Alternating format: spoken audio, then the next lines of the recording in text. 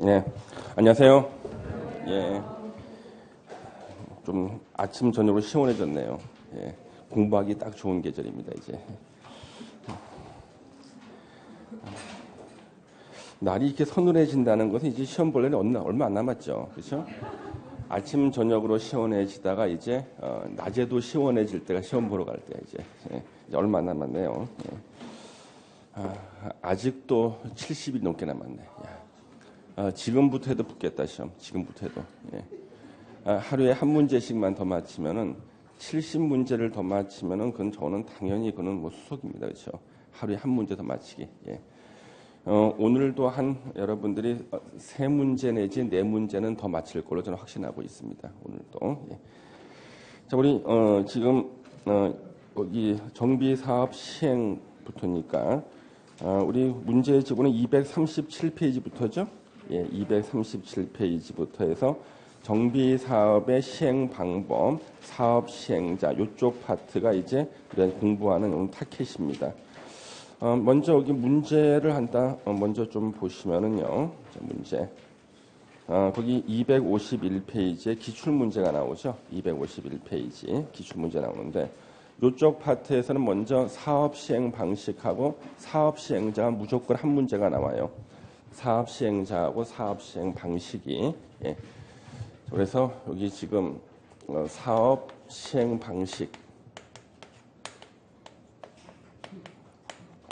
방식하고 사업 시행자.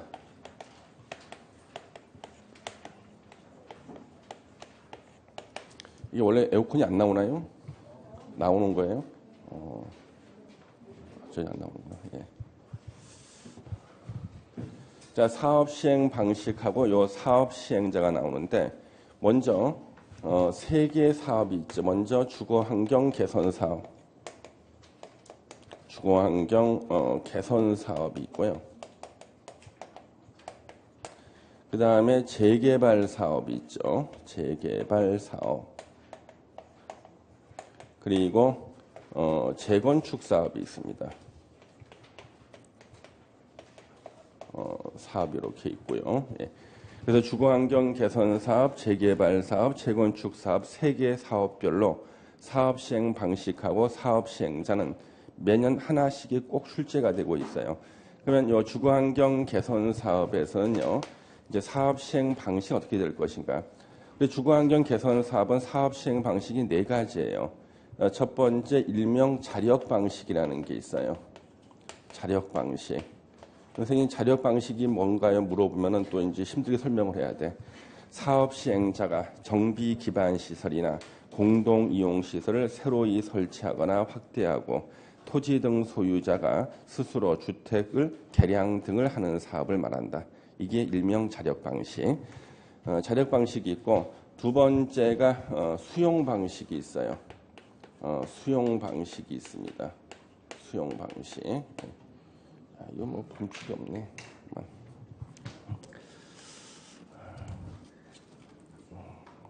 새롭게 해야지. 다른 학원에서는 그 앞에 앉아 있는 분들께서 강의 시작하기 전에 이 분필을 새로 끼워준다고 이렇게. 예, 강의할 분위기를 만들어준다면서 앞에서 이렇게 되게 이렇게 끼워줘요 이렇게. 그냥 알고 있으라고 그냥. 그래서 예. 그러니까 이제 그 상쾌한 기분으로 이렇게 글씨를 쓰라고 이렇게 배를 해주시더라고. 예. 근데 여기는 뭐 이제 시험 끝날 때까지 거의 다 돼도 지금 한 번도 없네. 예. 지나가는 얘기입니다. 그냥 부담 갖지 마시고요. 예. 예. 그 다음에 이제 여기 관리 처분 계획 방식이 있어요. 관리 처분 계획 방식. 관리 처분 계획 방식 이렇게 있고요. 그 다음에 네 번째 이제 요 환지 방식 이렇게 있는데요. 어떤 분은 선생님 책에는 관리처분 계획이 4번에 나오는데 왜 3번에 썼을까요? 그러면 그 다음을 공부하면 이해를 하게 돼요. 왜 바꿨는지를. 예. 자, 이제 주거환경 개선 사업이 이렇게 4개의 사업 방식이 있고 이걸 또 혼용했을 수도 있어요. 혼용했을 수도 있고요. 근데 여기 이제 요 사업 시행 방식 그 4개가 있을 때 4개에 따라서 사업 시행자가 달라져요. 제일 복잡한 게 주거환경 개선 사업이고요. 주거환경 개선 사업 파트의 법조문을 읽으면은요 막 짜증이 나는 거야. 예, 세상에 어떻게 이 법조문을 이렇게 만들어 놨을까? 쌀을 갖다 뿌려놨어. 예, 무당이 점칠 때 보면은 상 위에다 쌀 이렇게 쫙 뿌려요. 예, 우리 그 정비법 법조문이 그런 거예요. 그리고 네가 알아서 정리해서 이해해라 이런 겁니다. 그러면 이 자력 방식으로 주거환경 개선 사업을 할 때는요 사업 시행자가 시장, 군수 등이에요. 시장, 군수 등은 5명이라고 그랬죠. 특별자치시장, 특별자치도지사, 시장, 군수, 자치구, 구청장 5명.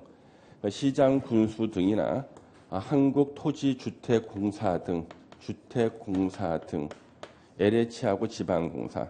그런데 주택공사 등은 무조건 시행자가 되는 게 아니라 토지 등 소유자 과반수 동의, 토지 등 소유자 과반수 동의를 받아야 돼요. 과반수 동의를 받으면은 주택공사 등이 시행자가 될 수 있다. 자, 자력 방식일 때 시행자는 이렇게 돼요. 시장, 군수 등이나 주택공사 등. 나머지 여기 3개 방식. 남은 요 3개 방식의 사업 시행자는 이거 약간 복잡해. 시장, 군수 등이 되기도 하고 주택공사 등이 되기도 하는데 하나가 더 나와. 공공출자법인. 공공출자법인. 선생님, 공공출자법인이 뭔데요? 공공시행자가 50%를 초과해서 출자해서 설립한 법인. 이거 우리가 일명 공공출자법인 그래요. 요런 자가 사업시행자가 되는데 역시 시장, 군수 등이 또 플러스 건설업자나 등록사업자 둘 다 건설회사를 법에 따라 다르게 부르는 말이에요. 공동시행 가능.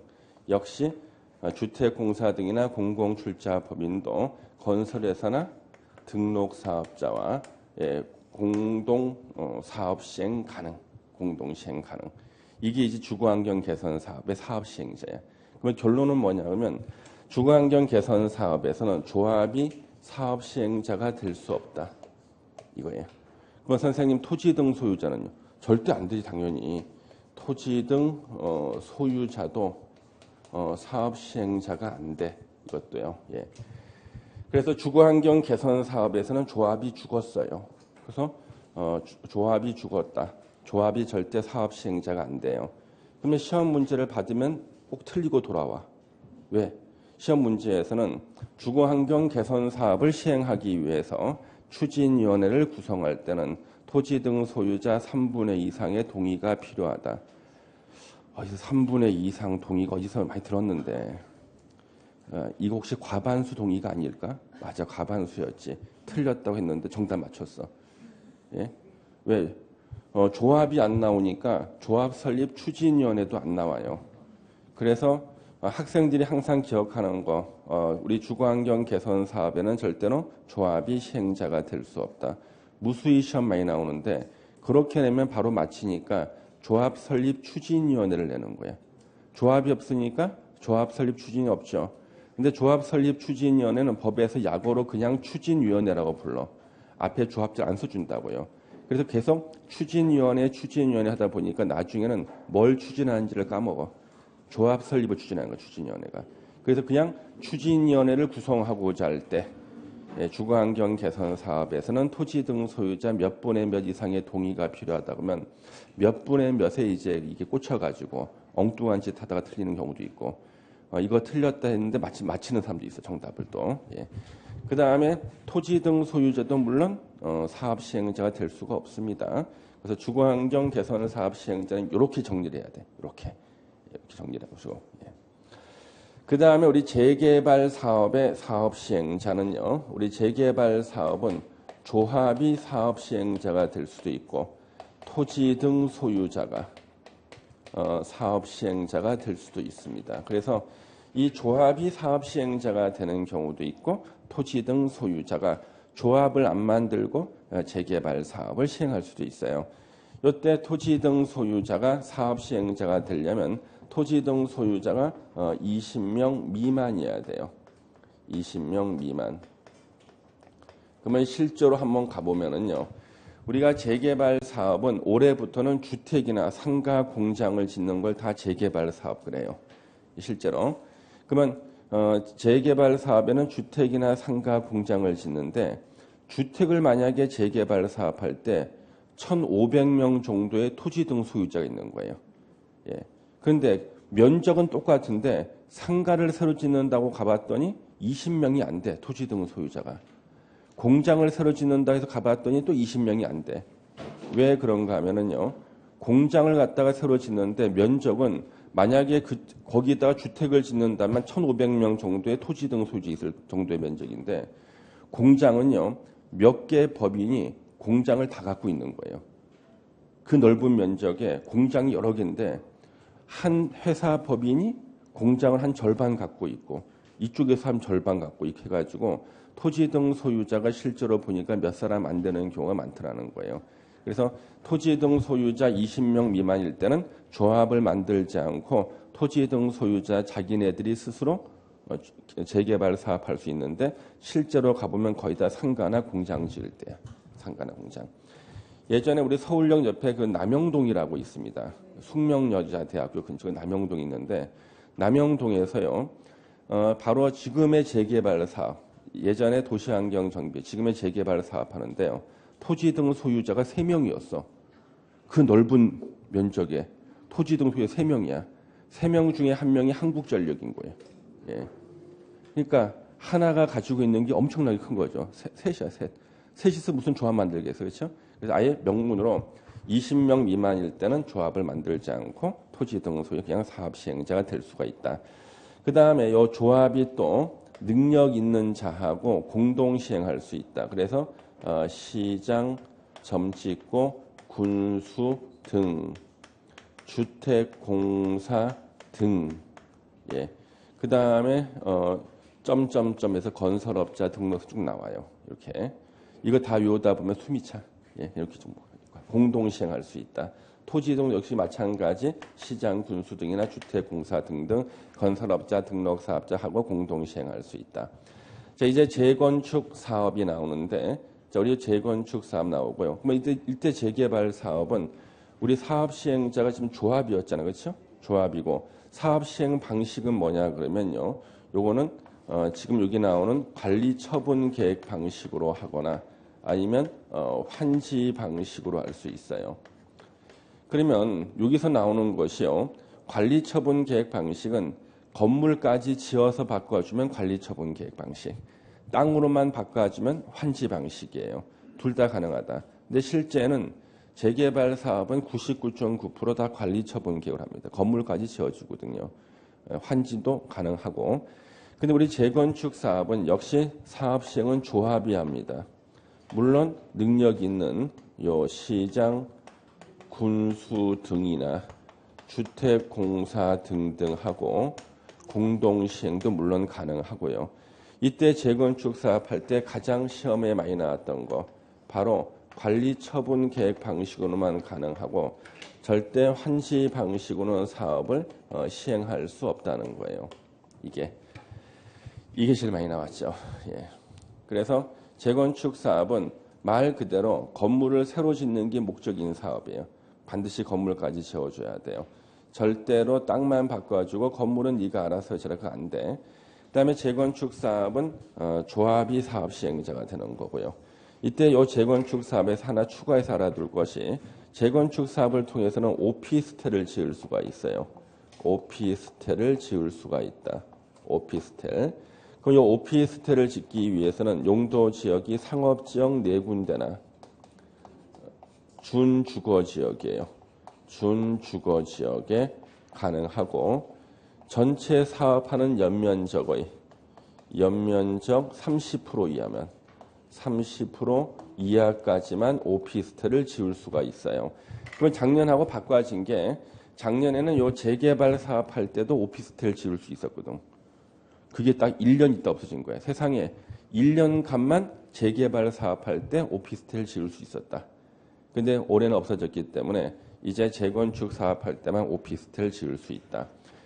사업 시행자와 요 사업 시행 방식이 있죠. 이게 제가 칠판에 쓴 데서 한 문제 나와요. 이거 하나 나옵니다. 그러면 다양하게 뭐 이렇게 물어봅니다만은 나머지는 다 이제 국어 실력이야. 국어 실력. 함정에 빠지지 않게. 예. 자, 일단 거기 지금 251페이지에 시공자 선정과 관련된 게 나와 있죠. 예, 시공자 선정. 우리 시공자 선정을 먼저 보시면은 지금 1번에 어떤 분이 질문하시던데 시행자하고 시공자가 다르냐 그러는데 시행자는 우리 조합처럼 자기 명의를 걸고 사업의 주체가 되는 것을 우리가 시행자라 그래요. 시행자. 시공자는 공사하는 사람을 시공자라 그러고요. 시공자는 거의 다 건설회사인데 법적으로는요. 여기 나오는 시장, 군수 등이나 주택공사 등도 법적으로는 시공자가 될 수는 있어. 법적으로. 물론 시장, 군수나 주택공사가 직접 하지 않겠지. 건설회사한테 도급을 주겠지. 근데 법적으로는 시장, 군수 등이나 LH 공사 같은 경우도 시공자가 될 수는 있어요. 법적으로. 단 시공자가 된다 그래도 자기가 공사는 직접 안 할 거야. 도급을 주겠지만 법정 가능하다고. 그게 이제 예비적인 주문이야. 예비적인 주문. 실제로 99.99% 거의 예외 없이 다 시공자는 건설회사가 되지만 만에 하나를 대비해서 시장, 군수 등도 시공자가 될 수 있는 가능성은 다 열어놓은 거예요. 일단 열어놓은 겁니다. 실제로 그런 일은 없지만 법적으로는 가능하다. 일단 우리 시공자 그러면 이제 건설회사 생각하시면 됩니다. 시공자 선정에 관한 설명으로 틀린 거 찾기가 나와 있는데요. 1번 토지 등 소유자가 재개발 사업을 시행할 때는 이때는 토지 등 소유자가 20명 미만이겠네. 경쟁 입찰 방법으로 시공자를 선정해야 된다. 자, 우리 여기 지금 경쟁 입찰 방법으로 시공자를 선정해야 된다. 1번 지금 어떻습니까? 틀렸죠. 예, 우리가 시공자 선정에 대해서는요. 올해 개정된 것이 무척 많아요. 그래서 앞에 그 요약 정리를 해놓은 게 있는데 그 시공자 선정 파트 잠시 한번 보시면은요. 시공자 선정을 요약해 놓은 것이 있을 텐데 몇 페이지죠? 240페이지. 거기에 보면은 딱 3개죠. 3개 시공자 선정을 알아둬야 될 거. 자, 우리 만약에 조합이 시공자를 선정하는 경우가 있고, 그러니까 사업 시행자가 조합일 때가 있고, 사업 시행자가 토지 등 소유자일 때가 있어요. 그러면 먼저 지금 방금 지문에 나온 것은 토지 등 소유자가 사업 시행자일 때야. 그러면 토지 등 소유자가 재개발 사업을 시행할 때는 자, 여기는 조합 설립이 없죠. 조합이 사업 시행자 아니니까. 그러면 정비 사업해도 좋다는 시기가 사업 시행 계획 인가를 받았을 때거든요. 사업 시행 계획 인가를 받은 후 규약에 따라 건설업자나 등록 사업자 둘 다 건설회사예요. 법에 따라서 부르는 용어가 달라. 건설업자나 등록 사업자를 시공자로 선정하여야 한다. 건설업자나 등록 사업자를 시공자로 선정하여야 한다. 예, 신정해야 된다. 예. 그래서 여기는 무슨 경쟁 입찰이나 이런 말이 나오질 않죠. 예. 근데 그 위에 개정된 것이 바로 조합이 시공자 선정할 때입니다. 조합이 사업 시행자일 때 조합이 시공자를 선정할 때 어떻게 하는가. 이게 작년하고 올해 달라진 거예요. 조합은 조합 설립 인가를 받은 후에 조합총회에서 경쟁 입찰 또는 수의계약이라는 말이 올해 추가된 거야. 수의계약. 2회 이상 경쟁 입찰이 유찰된 경우 수의계약의 방법으로 건설업자나 등록사업자를 시공자로 선정하여야 한다. 다만 100명 이하인 정비사업은 조합총회에서 정관으로 정하는 바에 따라 선정할 수 있고요. 그 다음에 시장, 군수 등의 시공자 선정은 뭐냐 그러면 사업 시행자가 시장, 군수가 되거나 주택공사 등이 시행자 될 수 있거든요. 예를 들면 천재지변 등등이 있었을 때. 요랬을 때는 시장, 군수 등이 직접 정비 사업을 시행하거나 토지주택공사 등이나 지정개발자를 사업 시행자로 지정한 경우는 언제부터 언제 시공자를 선정하냐면 사업 시행자 지정 고시 후 그러니까 LH나 지정개발자를 사업 시행자로 지정 고시한 후에 경쟁 입찰 또는 수의계약이란 말이 올해 추가된 거예요. 개정돼서. 또는 수의계약 방법으로 업자를 시공자로 선정하여야 한답니다.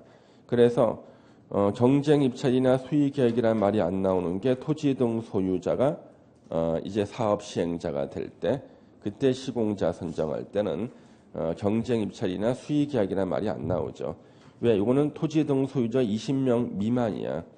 그때는 자기네들끼리 원만하게 협의를 해가지고 규약을 정하고 규약에 따라서 시공자를 선정하라는 거예요. 예.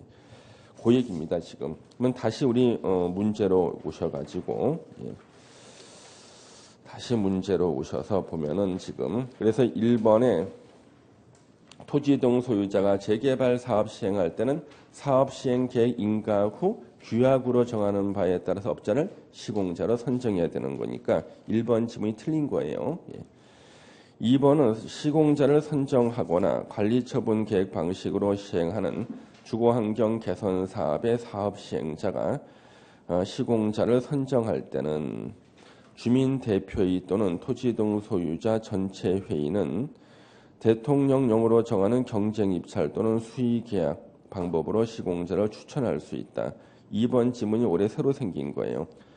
작년에도 있었는데 작년 지문을 개정했는데 개정한 수준이 우리 한 70% 이상이 바뀌면은 새로 생긴 거를 봐야 되지 않나?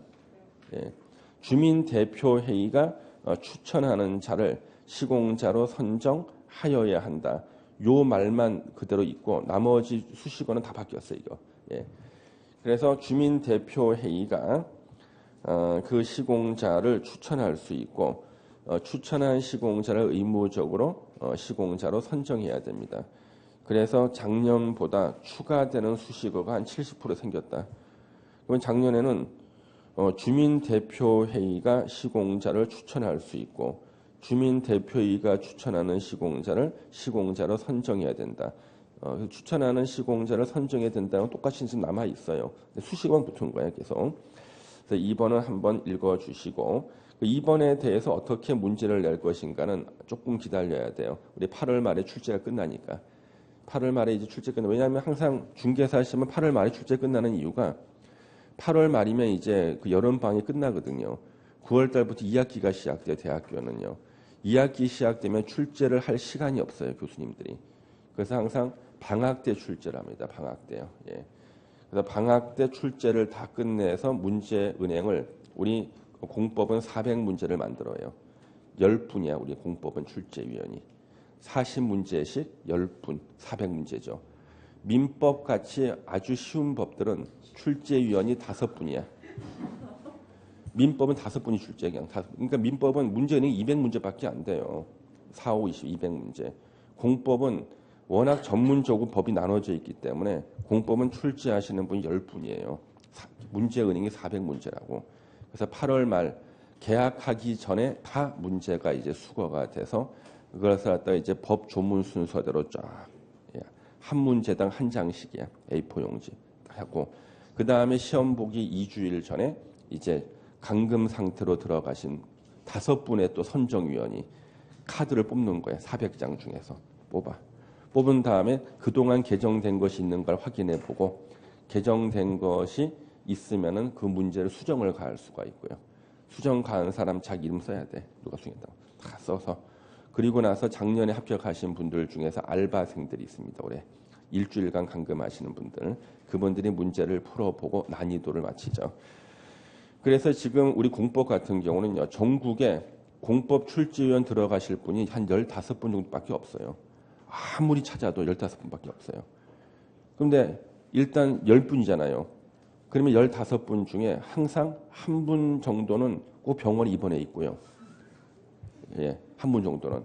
한 분 정도는 해외에 교환 교수로 나가 있어요. 예, 안식년 해가지고. 또 한 분 정도는 부인이 꼭 그의 시험을 봐요. 부인이 꼭 시험을 봐요. 시험을 봅니다. 그래가지고 남편이 이제 공인중개사 출제한다고 막 그러고 하니까 처음에는 별 관심 없다가 그 자꾸 들었다 보니까 나도 그거 한번 볼까 막 그러거든요. 시험이라는 게 원래 나도 볼까. 예. 막 그래요. 우리 집안에서도 막 그런다니까요. 우리 장모님도 나 시험 볼까 막 말렸습니다 제가. 말렸어요. 쉬워 보이나 봐. 그래서 내 속으로 한번 해보면 아마 며칠도 못 갈 텐데. 자, 그래가지고 지금 그러면 결국에는요 한 두세 분 정도만 로테이션이 돼. 거의 그분이 그 얼굴이야. 그리고 그분들이요 민간 자격증 시험들이 있어요, 여러분요. 그래서 우리 그 국가에서 선정한 민간 자격증 있잖아요.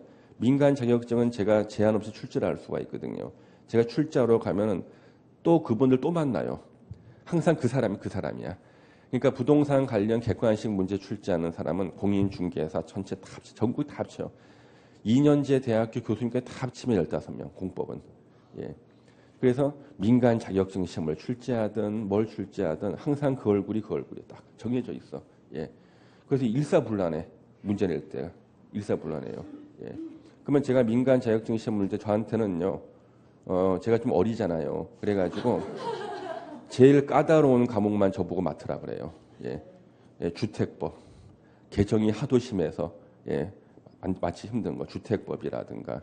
그 다음에 정비법, 올해 같은 정비법이 하도 많이 바뀐 거 이런 거 맞고, 그 다음에 문제 다 출제 끝나고 전체를 다 다시 확인해 보라 그럽니다. 전체. 전 과목을 다 확인해 보라. 오류가 있는지. 왜냐하면 이 과목에서 다른 과목에 대한 힌트를 주는 경우가 있잖아요. 실제 우리 공법은 42문제 나와요. 부동산학 개론에서 한 2문제 나오거든요. 공법이. 실제는 42문제 나온다고요. 그래서 공법 시간에 공부해서 부동산학 개론 문제 2개 정도를 또 마치게 됩니다, 여러분요. 그래서 우리가 지금 이런 지문들 나왔을 때는 이 지문을 갖다 우리 9월 달에 이제 우리 또 모의고사 집중 강의하고 있잖아요. 그러면 이런 지문 중에서 객관적으로는 중요하지 않아도 중요하게 등장하게 되는 지문들이 있어요. 작년에도 그런 지문들이 이제 나오기 시작합니다. 9월 달 이후. 그래서 여러분들은 9월 달에도 이제 공부할 때 객관식 문제 풀 때 본인 판단으로 중요하다 생각하지 마시고 선생이 중요하다면 중요하다 생각하셔야 되는 거예요. 지금 2번 지문 같은 경우는 올해 처음 만들어진 지문인데 이것을 어떻게 활용하는지는 아직 밝혀지지 않았는데요. 여기 이제 9월 말쯤 10월 초쯤 보는 이제 각 학교의 대학의 중간고사 문제 언급이 되면은 시험에 나와요. 이건 냈다는 얘기야. 왜? 중간고사 시험 문제를 갖다가 따로 만들질 않아요, 교수님들이. 어차피 8월 말에 출제하고 난 다음에 그 문제로 다시 중간고사 시험 내. 예. 그러니까 항상 중간고사 문제 나왔다 그러면 시험에 들어간 거야, 그 안에. 예. 그래서 요 2번 지문 일단 그렇게 말아두시는데 경쟁 입찰이나 수의 계약 방법으로 시공자 추천할 수 있다. 작년까지는 없었던 것이 수의 계약이에요. 예. 3번 지문 주민 대표회의 또는 토지 등 소유자 전체 회의가 시공자를 추천했을 때는 사업 시행자는 추천받은 자를 시공자로 의무적으로 선정해야 되고요. 조합원이 100명 이하인 정비 사업은 조합 총회에서 정관으로 정하는 바에 따라 선정할 수 있다. 맞아요. 5번 지문은 시험에 무수히 많이 나왔어요. 5번 지문이 시험에 나온 이유가 예전에는요. 조합장이요. 우리 재개발이나 이런 것들 할 때, 또 재건축할 때 낡은 건물 철거해야 될 거 아니에요. 철거하는 건설회사 따로 선정하고 그 다음에 새 아파트 짓는 건설회사 따로 선정했어요. 왜 따로 선정했을까? 예? 돈 받으려 그러면 안 돼. 뭔가 비리가 있기 때문에 하는 거죠. 그렇죠? 대놓고 돈 받으려면 안 되지. 뭔가 비리가 있기 때문에. 근데 명분은 뭐냐면 한 회사한테 독점하면 안 된다. 이런 명분 하에 나눠서 하는 거예요. 근데 철거하는 회사는 철거한 그 자리에 새 아파트를 짓는 것을 전제로 철거하지 않아요. 철거하기 편한 대로 철거해 버리거든요. 근데 거기다 새 아파트를 짓는 회사가 철거한다 그러면 새로 짓는 것을 염두에 두고 철거할 거 아니에요. 훨씬 더 이게 효용이 높아요. 예, 더 효율적이고. 그래서 5번 지문을 만들고 그 다음에 계속 시험에 나온 거예요. 사업 시행자는 선정된 시공자와 공사에 관한 계약을 체결할 때는 기존 건축물의 철거 공사에 관한 사항을 포함해야 된다. 이것을 몇 년 전에 신설했고 계속 시험에 나오고 있습니다.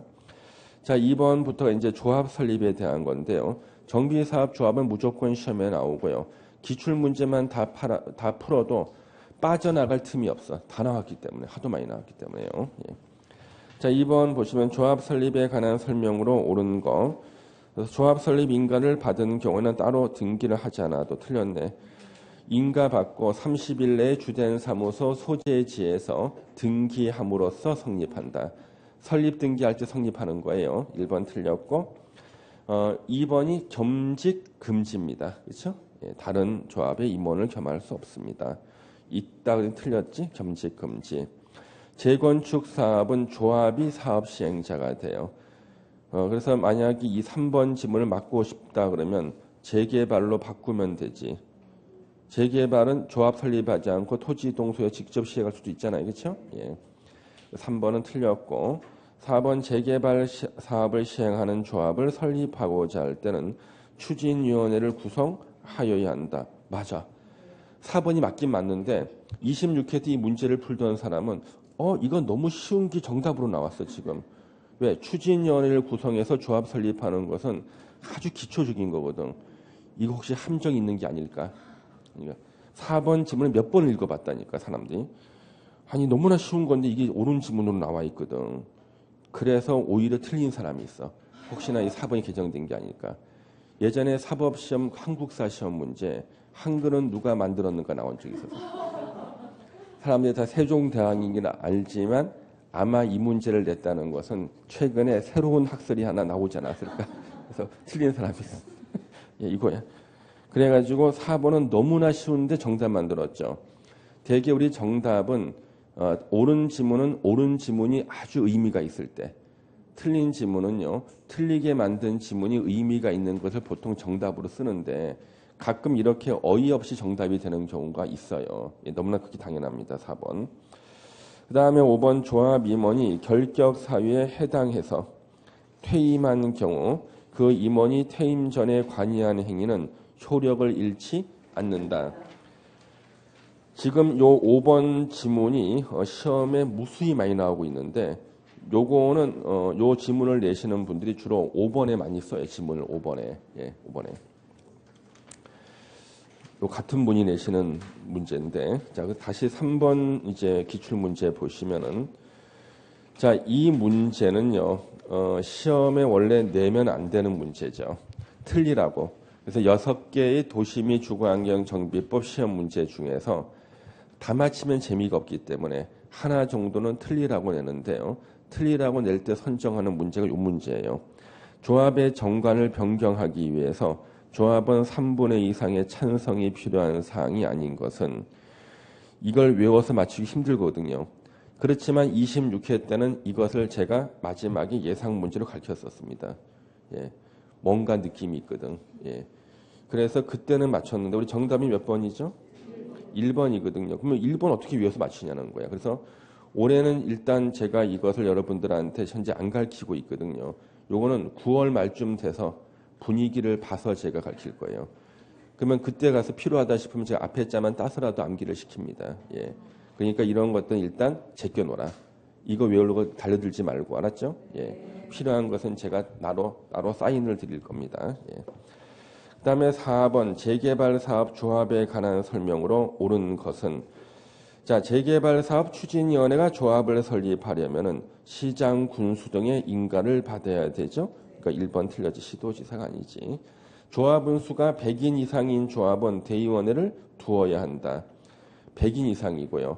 조합원 수가 50인 이상일 때 대의원회를 둘 수 있다는 게 있었지. 도시개발조합에서 나왔어요. 예. 3번 조합원 자격에 관한 사항에 대해서 정관을 변경하고자 하는 경우 총회에서 조합원 3분의 2 이상의 동의를 얻어야 된다. 3번이 옳은 지문은 맞는데 이거는 일단 체크만 해놓으시고요.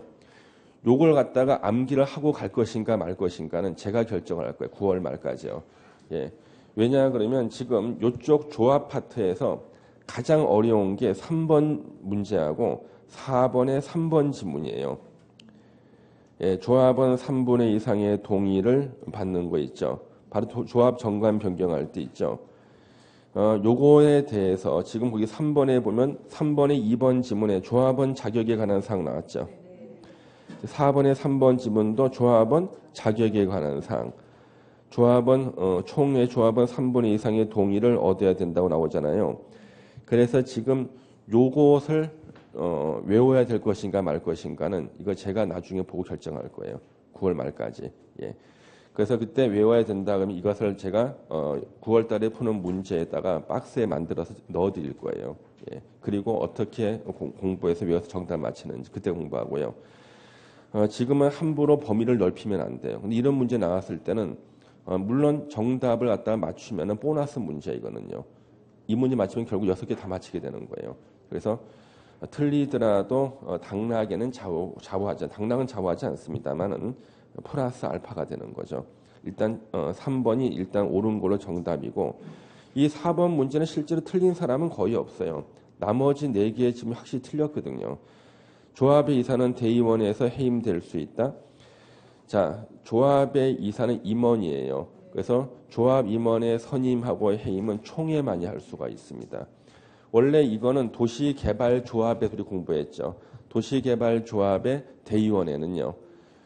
대의원회가 하지 못하고 총회만이 할 수 있는 것 중에 대표가 조합 임원의 선임이나 해임인데 그것은 똑같이 정비사업조합에서도 조합 임원의 선임이나 해임은 대의원회가 못해요. 총회만이 할 수 있는 겁니다. 총회만이. 예. 그래서 지금 요 4번 조합이사는 대의원에서는 해임될 수가 없어요. 총회에서만 선임되거나 해임됩니다. 조합의 이사는 조합의 대의원을 겸할 수 있다? 안 돼요.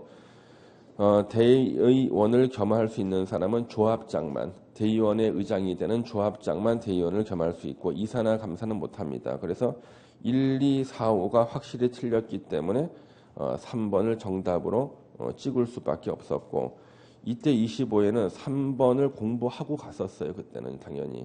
그때 이걸 외웠거든요.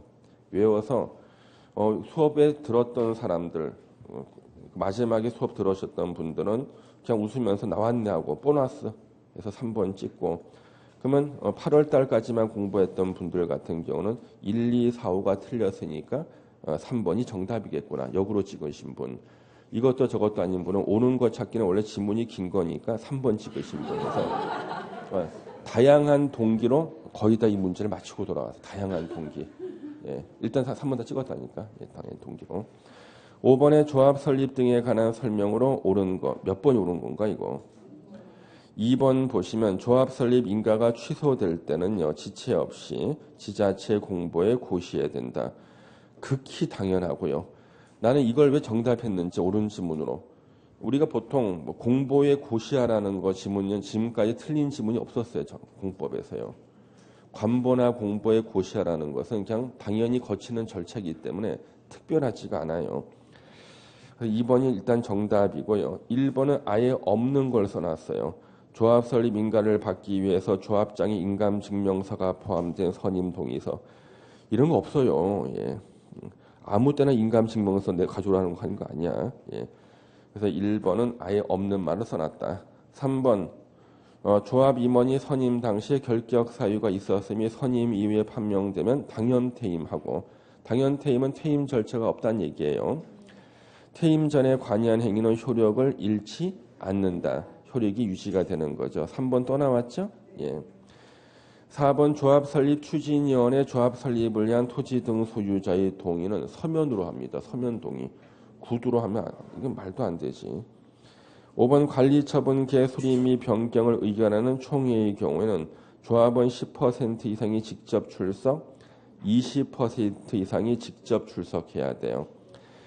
그래서 이 5번 지문도 역시 외워야 될 것인지 여부를 이제 9월 말까지 결정을 하는데요. 원래 조합 총회에서는 토지 등 소유자 10% 이상이 직접 출석을 해야 돼요. 만약에 어느 조합에 1,500명이 조합원이잖아요. 150명은 직접 출석하는 게 원칙이야. 근데 중요한 것들이 있어요.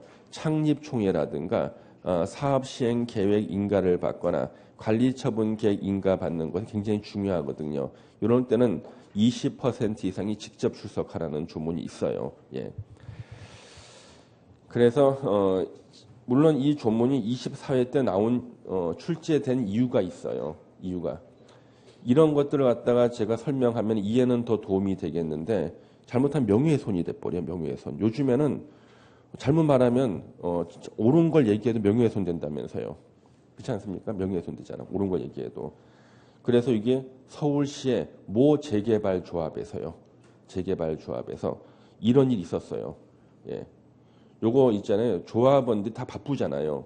그러면 이게 통과되기를 반대하는 사람들이 있을 수가 있어요. 통과되기를 반대하는 사람. 그런 사람들은 조합원이 모이는 총회 날짜를 언제 하는 걸 좋겠어요. 좀 있으면 곧 전국에서 수많은 조합의 총회가 이루어져요. 추석 전후로. 추석 전날이나 추석 다음 날에 총회 하잖아요. 조합원들의 10% 오기도 쉽지가 않아. 예. 그래서 조합원들이 10%도 못 오게 만드는 것은 간단해. 예. 추석 전날이나 추석 다음 날 하면 총회를 개최하면 돼. 예. 그리고 장소는요. 대중교통 수단이 없는 곳으로 해야 돼. 예. 버스도 안 오고 지하철도 없는데.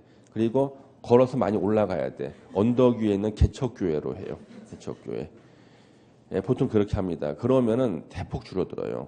예, 그런데 이때 문제가 된 게, 그럼 제일 중요한 거, 예전에는 관리처분 계획 수립이라든가 사업 시행 계획인가라든가 창립총회도 다 10%였어. 10%만 오면 된다 그랬어요. 그랬더니 어떻게 하냐 그러면, 자, 여러분들 중에서 대부분의 사람들 못 오잖아요. 그럼 한 150명 정도의 그 조합장 직계 세력들이 모이는 거야. 직계 세력들이. 우리 150명만 모이면 다 바꿀 수 있다는 거지. 관리처분 계획도 다 수립할 수 있고 다 바꿀 수 있잖아요. 이렇게 중요한 것을 갖다가 일부러 대부분의 사람들이 못 오는 날에 하고 그 다음에 그 직계 멤버들만 딱 오는 거예요. 그래서 이 중요한 거 다 처리해버리는 거예요. 사업시행 계획인가 관리처분 계획인가 그 다음에 창립총회.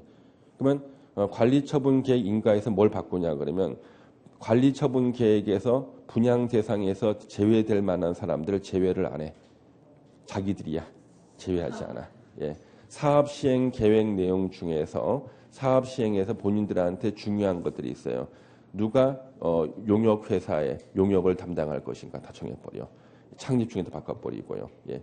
그래서 이런 것들을 10%만 모여서 바로 해버리는 겁니다. 예. 그래서 문제가 바로 돼서 5번 질문이 생긴 거예요. 중요한 것들에 대해서는요. 조합원 20% 이상이 직접 출석해야 된다. 동의서 갖고 안 돼. 예. 직접 출석해라. 예. 그래서 5번 질문을 또 이제 외워야 될 것인지 여부에 대해서는 언제 9월 말까지 제가 결정을 또 내립니다. 자, 6번 문제. 조합 정관으로 정할 수 없는 거. 이거 역시 틀리라고 작년에 냈던 건데요. 작년에 우리 이거 공부했었습니다. 28회 때는요. 공부했었습니다. 몇 번이 정답인가요? 3번이죠. 대의원의 법정 의결 정적수 완화는 조합 정관으로 정할 수 있는 게 아니에요. 그러면 이것을 지금 공부한다는 게 말이 안 돼. 좀 기다려야 돼. 역시 이것도. 기다려가지고 이것이 문제은행 400개 안에 들어가 있다 싶으면 그때 공부할 거예요. 예. 그 다음에 7번 문제. 재개발 사업 조합 설립을 위한 동의자 수 산정 시 다음에서 산정되는 토지 등 소유자 수는 요 문제가 한 5년에 한 번 정도 나오는데 주기는 아니지만 그래도 또 낼 수가 있기 때문에 한번 보겠습니다. 7번 문제. A, B, C 3인이 공유했다.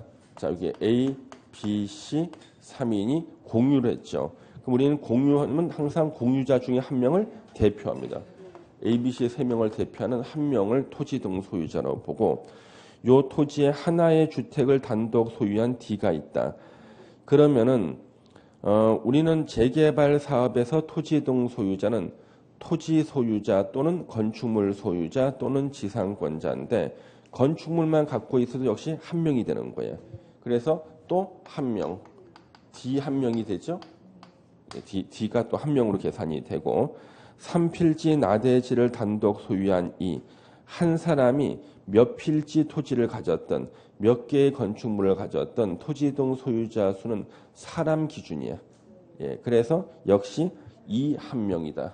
이는 한 명으로 계산하고요. 그 다음에 1필지 나대지를 단독 소유한 F하고 그 나대지에 대한 지상권자 G 그러면 토지 소유자 F와 지상권자 G는 둘 중에 한 사람만이 F하고 G 둘 중에 한 사람만이 한 명이 되는 거예요. 이렇게요. 그러면 많은 분들이 헷갈려하는 게 바로 요거예요. 왜 헷갈리냐면 자, 요런 토지가 있는데 요런 토지 소유자가 있고 토지 소유자가 갑하고 을이래요. 갑, 을이 둘이 공유를 하고 있는 거야. 토지 소유자 공유하고. 요 토지 위에 그 다음에 A하고 B가 지상권자라는 거예요. 지상권자가 A하고 B가 이렇게 있다는 거예요. 그럼 많은 사람이 헷갈려하는 게 그러면 갑을 둘 중에 한 명하고 A, B 중에 한 명에서 이때는 토지 등 소유자가 두 명 아닐까 그러는데 절대 그런 게 아니라 토지 소유자 지상권자 전체를 다 합쳐. 갑을 A, B, 네 명을 대표하는 한 명만 토지 등 소유자로 보는 거예요. 이렇게 보는 이유가 있어요. 만약에 지상권자가 여러 명일 때 지상권자 중에서 한 명을 토지 등 소유자로 보고 토지 소유자 여러 명 중에 한 명을 토지 등 소유자로 본다 그러면 저 토지 소유자는 무조건 자기 친척을 지상권을 설정해 줄 수밖에 없어. 한 명 늘어나잖아. 예. 그걸 방지하려고 만약에 지상권자끼리도 한 명으로 계산한다 그러면 전국의 모든 토지는 재개발 지역 내에서는 다 지상권자가 있어. 지상권자 설정으로 한 명 나오잖아. 그럼 안 되잖아요. 그렇죠? 그래서 토지 소유자와 지상권자는 다 통틀어서 무조건 한 명으로 보는 거예요. 요걸 이제 핵심하셔야죠. 총 몇 명인가? 4명. 4명일 때는 2번을 찍어야 돼요. 4번 찍으면 안 돼. 4명 4 해놓고 나서 4번 찍는 경우가 있다니까. 웃을 일이 아니라 가끔 그런 분도 있었어요. 예. 우리가 시험장에서 문제를 풀 때는 제정신이 아니거든요, 사실요. 예? 약간 긴장도 되고 막 그런다고 이제. 물론 학원에서 모의고사를 좀 보긴 했지만 그거하고는 좀 틀리거든요. 긴장한다고요. 예. 그래서 어이없는 실수도 많이 해요. 예. 틀린 거 찾기인데 옳은 거 찾기 해놓고 근데 정답은 맞췄어. 막 이렇게 또 잘못 빗나갔는데 정답 맞추고 막 그럽니다. 8번 조합에 관한 설명으로 옳은 거 찾기가 27회 때 문제인데 몇 번이 옳은 건가요?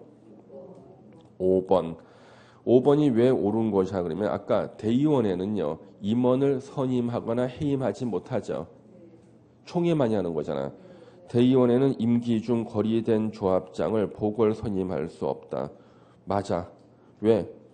우리는 다른 거 다 없애버리고 대의원회가 조합장 임원이죠. 임원을 선임할 수 없죠. 대의원회는 임원을 선임할 수 없어. 그렇게 쓰면 다 맞힐 것처럼 보이니까 괜히 수식을 붙였어. 보궐, 거리. 예. 어떤 분은 거리가 뭔지 몰라서 또 이렇게 틀리신 분도 계시고 그러는데 볕단 뜻이야. 자리가 폈다. 예. 위치가 폈다. 그래서 대의원회는 임원을 선임하거나 해임할 수 없고 총회만이 할 수가 있기 때문에 할 수 없다 그랬으니 5번이 옳은 거예요.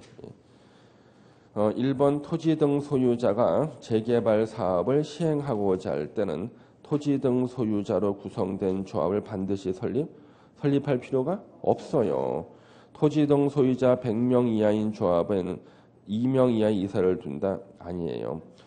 우리가요 토지 등 소유자가 100명을 초과할 때는 이사 수가 5명 이상이고요. 원칙은 3명 이상은 돼야 되죠. 그러면 어떠한 조합이든지 이사가 2명 되는 일은 없어. 이사는 3명 이상이 돼야 돼. 근데 100명을 초과할 때 그때는 5명 이상이기 때문에 그래서 이사가 2명 되는 경우는 없기 때문에 2번이 틀린 거예요. 예. 재건축 사업의 추진위원회가 주택단지가 아닌 지역에 포함된 정비구역에서 조합을 설립하고자 할 때는 주택단지가 아닌 지역의 토지 또는 건축물 소유자 4분의 3, 토지 면적 3분의 2 이상의 동의를 얻어야 한다예요. 요건이 틀린 거예요. 재건축 사업할 때는 주택단지가 아닌 곳을 포함해서 할 수가 있어요. 대단지를 만들기 위해서. 가끔 우리 이런 아파트들이 있습니다. 제 주변에 보면은 우리 나홀로 아파트 있죠. 한 동이나 또는 2동 정도 있는 아파트가 있는데 제 주변에 보면 그런 아파트를 갖다가 싸게 나왔다 살치는 분이 있어요. 우리 아파트에 보면은 이제 그 단지 내 헬스장 있잖아요. 헬스클럽 있잖아요. 거기에서 이렇게 운동을 하고 있는데 옆에 분이 저한테 오시더니 혹시 유튜브에서 자기들 봤다는 거예요. 유튜브에서. 그래서 혹시 부동산 전문가 아니냐서 저는 부동산 전혀 모르는 사람이라고. 근데 얼굴 맞는데 막 그래서 아니라니까요. 유튜브에서 봤다는 거야 자기가. 예. 하나만 물어보재. 하나만. 예. 저기 있는 저 아파트 저거 사도 괜찮냐고. 그래서 빨리 대답해야 될 것 같아. 사면 망해요. 그래서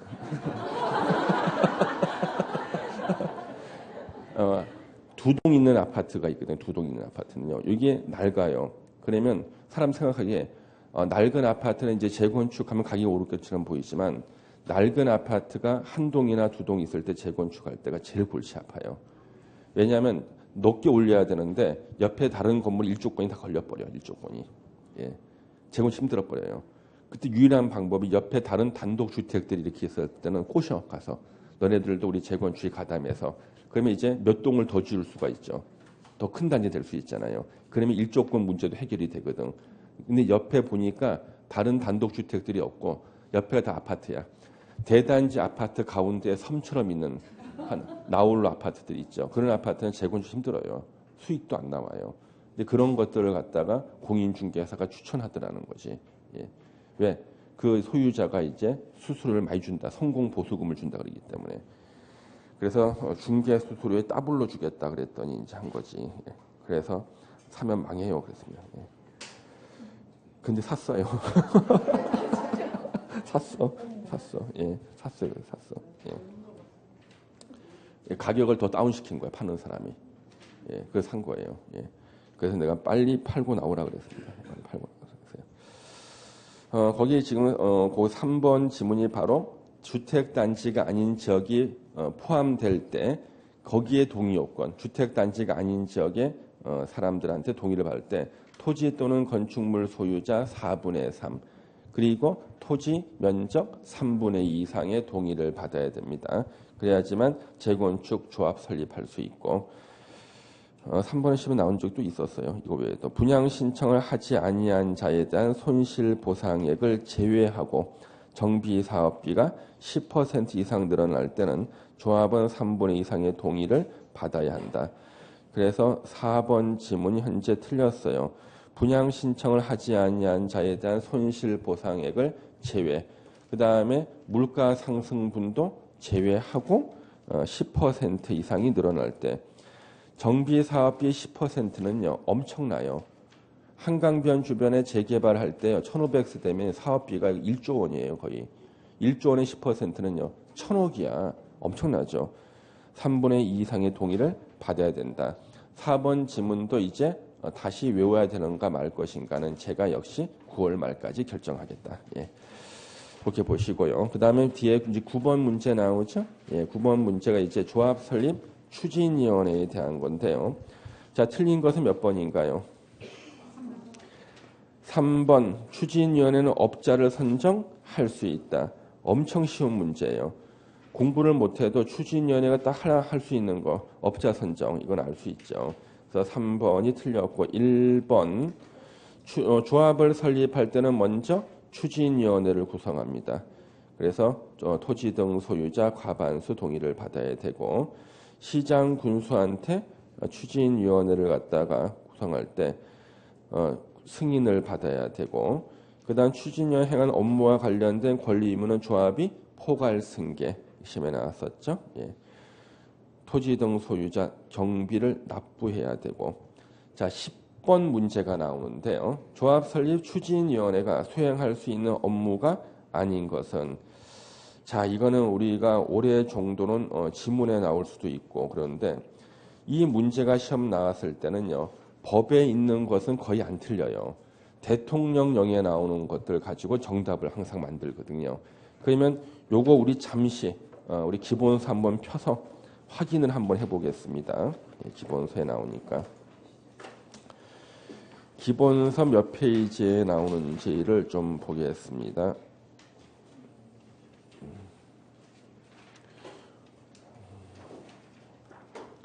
추진위원회가 하는 업무가 나오는데 자 여기에 365페이지 아니 364페이지다. 예. 자 364페이지 박스 한번 보세요. 거기 표시가 잘 돼 있죠? 예, 잘 돼 있습니다. 예, 예, 표시는 잘 돼 있어요. 자, 추진위원회가 하는 업무가 나오는데 1번에 업자 선정이 나오죠. 정비사업 전문 관리업자, 업자 선정. 우리 보통 엔지니어링 회사예요. 이 업자가 되면 돈을 많이 벌어요. 예, 그 두 번째로 많이 버는 사람이 설계자예요. 그래서 이 추진위원회가 딱 구성이 되면은요, 추진위원회가 하는 것 중에서 가장 큰 이권이 엔지니어링 회사, 업자 선정하고 설계자 선정입니다. 이때 업자 선정은요, 모든 사람들이 다 눈이 집중이 되기 때문에 너무 싼 가격으로 낙찰 못 받아요. 근데 중요한 게 이 설계자는 선정은 이상하게 원가에도 못 미치는 최저 가격으로 낙찰을 받게 됩니다. 도저히 그는 원가에도 못 미치는 거예요. 낙찰을 받아. 왜 설계자 선정할 때 설계자는 원가에 못 미치는 금액으로 입찰에 참여할까요? 변경할 때에 정답 변경. 변경할 때 거기서 돈을 버는 거예요. 그래서 설계자가 어디를 갖다 변경하냐 그러면 일단 발표하는 설계는 여성들이 굉장히 싫어할 만한 설계를 합니다. 주방이 불편하거나 주차가 힘들게 만들어 처음에. 그러면 이제 난리를 쳐요. 막 조합원들이요. 그러면은 알았다. 설계 변경하겠다. 그때 엄청난 돈을 받아요. 근데 이미 변경된 설계를 먼저 만들어 놓고 시작해. 이미 처음부터. 그래서 차 5대 세우는 데를 금을 갖다 넓게 칠하고 4대로 줄여. 금만 새로 치면 설계 변경이 돼. 네, 주방도 약간 이렇게 미리 준비해 놓은 게 있어요. 다 바꿉니다. 그래서 이 두 개가 제일 돈이 되는 거지. 1번하고 2번.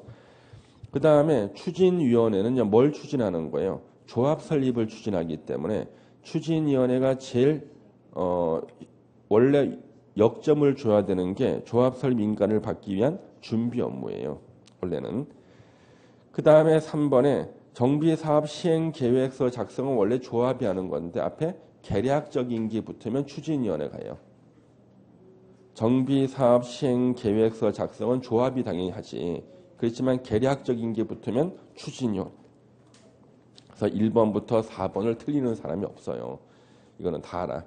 그럼 이제 정답은 어디에서 만드냐 그러면 1번부터 동그라미 1번부터 4번 사이에 정답을 만드는데 추진위원회 운영 규정의 작성을 지문에 내시는 분이 없어요. 교수님이. 바보가 아닌 이상. 추진위원회 업무가 당연히 1번이겠지. 추진 운영 규정이죠. 2번, 3번, 4번에서 정답을 만들어. 동그라미 2번, 3번, 4번. 2번 토지 등 소유자 동의서 제출 접수라고 그랬죠. 이게 작년까지는 징구였어요. 동의서 징구라고 그랬어요. 징수하고 구한다. 징수를 구한다는 뜻이에요. 일본식 용어, 이게 일본식 법학 용어. 징구라고 그래. 동의서 징구라고 그러다가 비판을 받고 동의서 제출의 접수로 바꿨어요. 징수하고 구한다는 뜻이었는데 그래서 바로 이때 추진위원회 직원이라는 아줌마한테 전화가 와요. 그분이 OS 요원. 아웃소싱의 뜻이에요. OS가 아웃소싱. 이번에 우리 추진위원회에서 동의서를 받으러 가는데요. 언제 시간 되십니까? 저 아침 7시에 나가요. 7시 전에 갈게요. 밤 12시에 들어옵니다. 12시 이후에 찾아올게요. 그래요. 한 장당 보통 20만 원 주거든. 그러니까 아주 대단합니다. 이렇게요. 그렇죠? 이게 바로 그거예요. 토지 등 소유자의 동의서 제출에 접수. 그다음에 함정을 팔 때는 3번하고 4번 가지고 함정을 파. 조합 설립을 위한 창립총회 개최를 했죠. 그럼 이건 조합이 하는 줄 알아? 아니야. 조합 설립을 위한 창립총회는요. 추진위원회가 하고요. 이 창립총회를 거쳐서 조합이 창립이 되는 거야. 조심해야 되죠. 그렇죠? 예. 그다음에 4번은 조합 정관의 작성은 조합이 하는데 초안자가 붙으면 추진위원회가 해요. 그래서 나올 때 함정을 깊이 파는 게 뭐냐 그러면 바로 3번하고 4번이 깊은 함정이 돼버려. 예. 요렇게 이제 잠시 머릿속에 넣고 바로 문제 볼게요. 문제 보세요. 주사 한 방 맞았거든 이제. 자 10번 문제. 추진위원회가 수행할 수 있는 업무가 아닌 거. 자 초안 작성 나왔죠. 창립총회 개최 나왔죠. 계략적인 거 나왔지. 설계자. 5번 정답이네. 조합원들 분담 내용을 왜 추진위원부터 하겠어요. 그렇죠? 예. 그래서 왜 1번부터 4번까지 지문을 선정했는지를 알겠네. 대충 선정하는 게 아니었죠? 예. 일단 11번 재개발 사업 조합에 관한 설명으로 틀린 것은 몇 번인가요? 5번. 이사나 감사는 대의원이 못 되고 조합장만 대의원이 될 수가 있다. 1번 1인을 조합원으로 보고 이사. 조합장 또는 이사의 자기를 위한 조합과의 계약이나 소송에 관해서는 감사가 조합을 대표한다. 자기 계약 쌍방들이 금지고요. 3번 겸직 금지. 4번 또 나왔어. 당연 퇴임된 조합 임원이 퇴임 전에 관여한 행위는 효력을 잃지 않는다 나왔죠. 예, 잠시만 쉬었다가 이제 12번부터 보겠습니다.